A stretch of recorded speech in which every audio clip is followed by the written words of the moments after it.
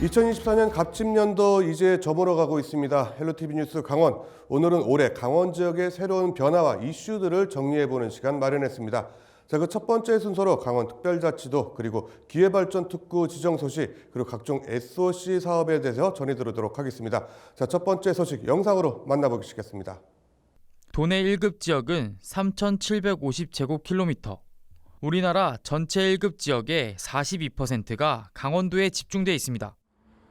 여기에 중첩 규제를 받는 별도 관리 지역까지 합치면 그 면적은 강원도 면적의 40%에 달합니다.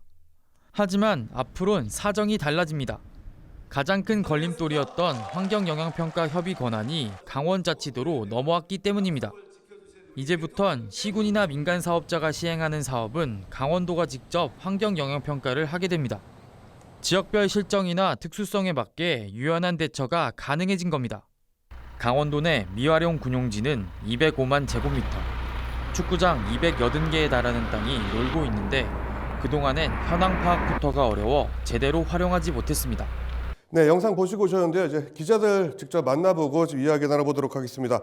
자, 강원특별자치도가 출범한 지 이제 1년 6개월이 지났습니다. 이제 특히 또 지난 6월에는 강원특별법 2차 개정안이 시행되면서 강원도의 권한이 대폭 확대됐는데요. 자, 기자들로부터 직접 이야기 좀 들어보도록 하겠습니다. 자, 정승환 기자, 그 각종 개발 사업 추진에 좀 기대가 모아지고 있는데 어떻습니까? 네, 맞습니다. 지난 6월 8일 각종 특례를 담은 2차 개정안이 시행되면서 강원도 내 18개 시군에도 변화와 기대의 바람이 불고 있습니다.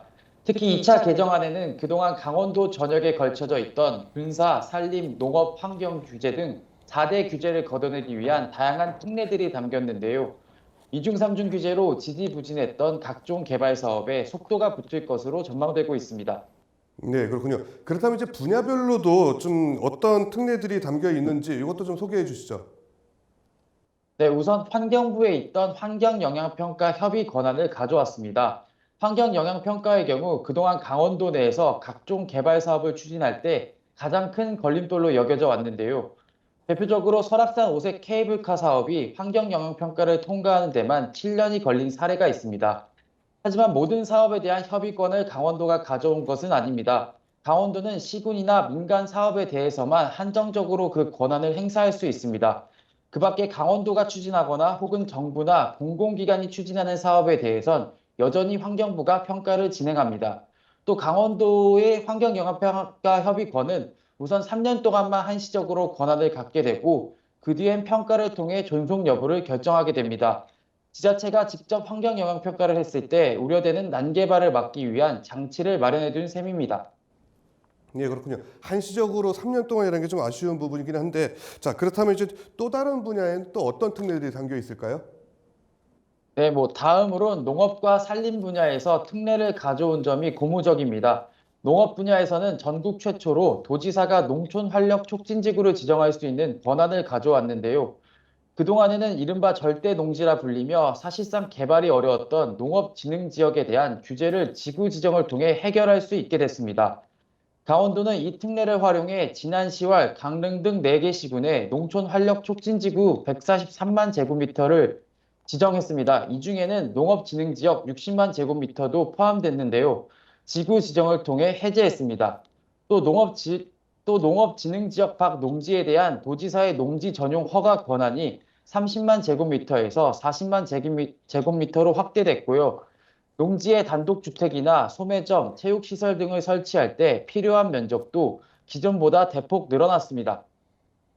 산림 분야의 경우는 산림이용진흥지구 특례가 눈에 띕니다. 산림이용진흥지구 역시 전국 최초로 도입되는 제도인데요.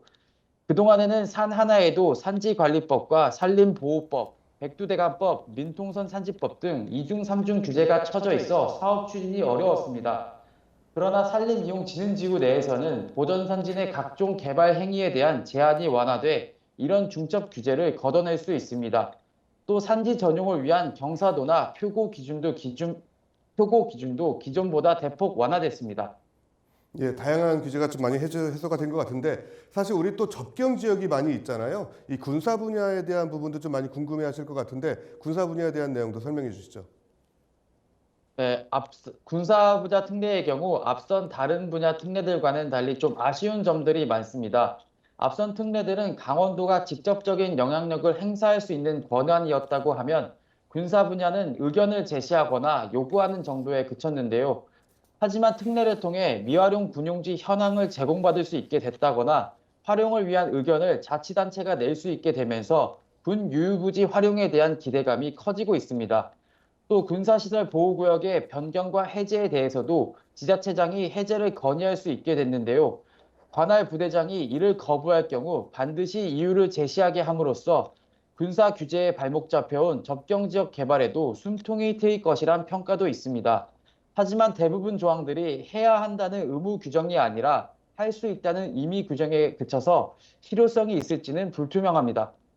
네, 그렇군요. 좀 아쉬운 부분도 좀 있는데, 근데 이제 지금 이제 3차 개정을 또 추진을 하고 있잖아요. 전국도 이런 상황에서 3차 개정 작업 좀 어떻게 진행되고 있을까요? 네, 강원특별법 3차 개정안은 지난 9월 국민의힘 한기호 의원과 더불어민주당 송기현 의원이 공동 발의해 현재 국회 행안위에 상정돼 있는 상황인데요. 최근 비상계엄 여파로 전국 혼란이 계속되면서 사실상 올해 처리는 물 건너간 상태입니다. 3차 개정안의 경우 4대 규제에 대한 특례보다는 2차 개정 당시 빠졌던 국제학교나 강원과학기술원 등 강원자치도의 비전인 미래 글로벌 도시 계획을 구체화하기 위한 특례들이 주로 담겼는데요. 2차 때와 마찬가지로 정부가 타시도와의 형평성 문제를 언급하며 반대 의견을 내고 있어 협상의 난항이 예상되고 있습니다.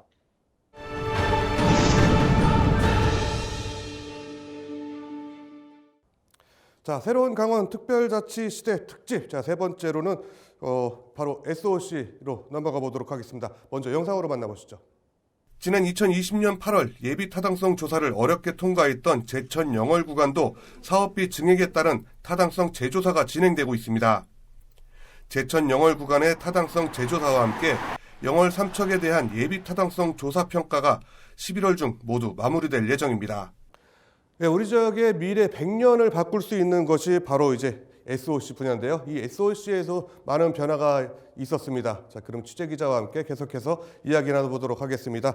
자, 이다희 기자, 올해 강원도 지역 획기적인 교통망 확충 소식이 있다고 들었는데 어떤 것들인지 설명 좀 해주시죠. 네, 그렇습니다. 가장 먼저 강원 남부 지역의 접근성을 획기적으로 개선할 동서고속도로 소식부터 전해드리겠는데요. 평택에서 제천까지 이어진 동서고속도로의 2후 구간, 제천에서 영월까지 고속도로를 건설하는 사업은 지난 2022년 이미 예비 타당성 조사에 통과했습니다. 그러나 일부 노선이 바뀌고 사업비가 증가하면서 타당성 재조사를 실시했는데요. 드디어 타당성 재조사가 통과된 겁니다. 사업비 대비 경제성을 나타내는 BC는 낮게 평가됐지만 이후 지역 균형 발전을 위해 당위성이 입증되면서 건설이 확정됐고 이후 구간인 영월에서 삼척 구간 건설에도 청신호가 켜졌다는 평가가 나옵니다. 관련 영상 보겠습니다. 국회의사당 앞 계단에 수많은 주민들이 앉아 있습니다. 주민들 위로 동서고속도로 노선이 그려진 대형 현수막이 내려옵니다. 동서고속도로 조기 개통을 염원하는 피켓을 든 주민들이 환호성을 지릅니다.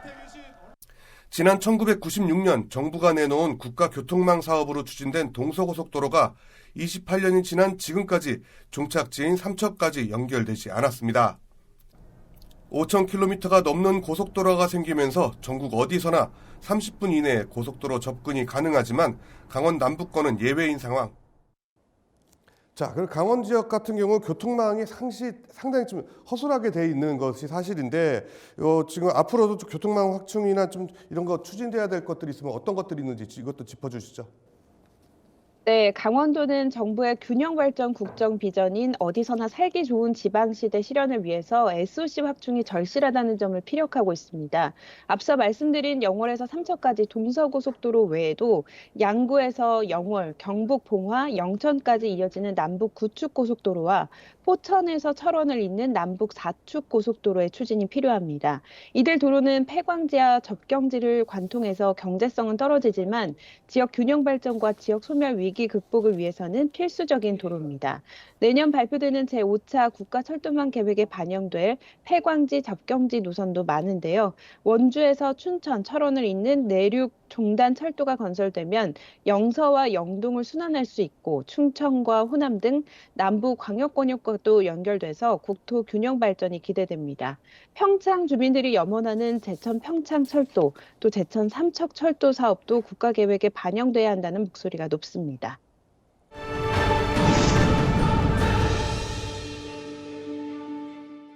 자, 올 한 해 강원도를 뜨겁게 달궜던 주요 이슈들 이제 둘러보고 있습니다.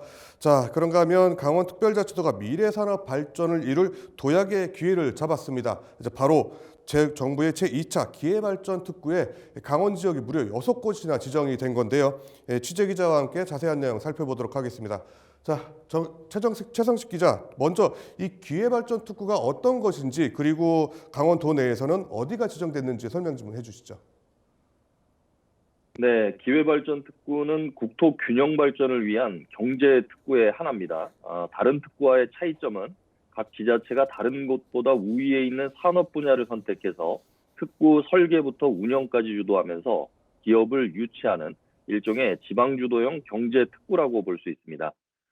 강원연구원은 기회발전 특구가 계획대로 실현된다면 강원도 내에서 매년 1조 700억 원이 넘는 생산 유발 효과가 나타날 것으로 전망하고 있습니다. 기회발전 특구에도 기업을 유치하기 위한 다양한 혜택이 주어지는데요. 예를 들어서 수도권 기업이 특구로 이전하거나 특구 내에 새로운 기업이 창업을 하면 취득세나 재산세 등이 면제되고 5년간 소득세나 법인세가 감면이 됩니다. 여기에 각종 재정 지원책과 함께 특구 내 근로자를 위한 민영주택 특별공급, 학교 설립 지원 등 다양한 혜택도 제공됩니다. 지난달 정부가 발표한 제2차 기회발전 특구에 강원도 내에서는 모두 6곳이 지정 고시됐는데요. 불온 일반 산업단지는 반도체와 의료, 미래차 융복합 산업지구로 개발이 되고요. 강릉 천연물 바이오 국가산업단지는 천연물 바이오와 신소재 산업지구로 조성이 됩니다. 또 동해 북평 산단과 삼척 수소 특화 산단은 수소 저탄소 녹색 산업지구로 특화되고 홍천 도시첨단 산업지구는 디지털 헬스케어, 바이오, 데이터 산업지구로 또 영월 핵심 소재 산업단지는 핵심 광물과 청정 에너지 산업지구로 각각 육성이 됩니다. 네, 그렇군요. 자, 그렇다면 이제 앞으로 이제 어떤 점이 좀 기대가 될 수 있을까요?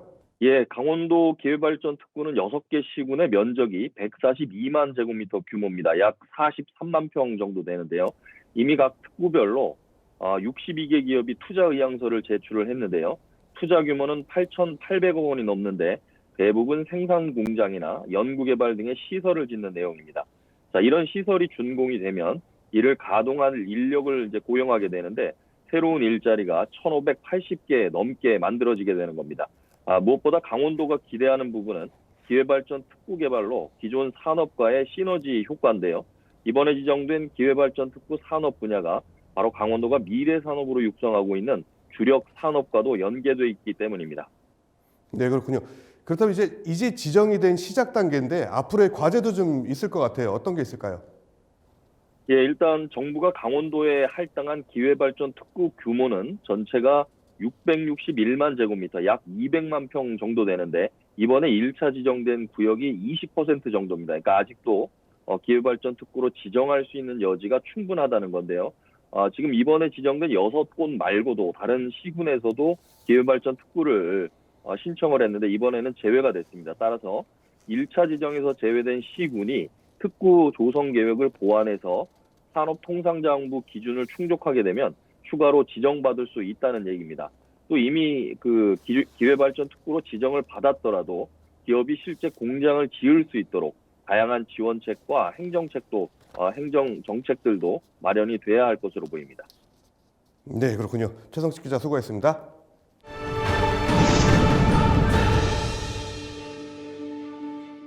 네, 올해 강원특별자치도에는 다양한 이슈들이 많이 있었습니다. 특히 기회발전 특구부터 특례 그리고 SOC 등 많은 일들이 있었는데요. 내년에도 역동적인 강원도를 좀 기대해 볼 수 있도록 하겠습니다. 시청해 주신 여러분 고맙습니다.